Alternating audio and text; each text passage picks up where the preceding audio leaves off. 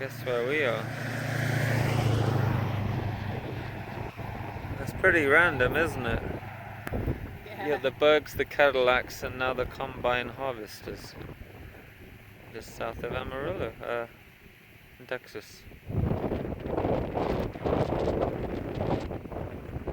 So yeah, a lot of scrap metal here. Crazy. You can't really go beyond this barbed wire fence, but you can still get a good view.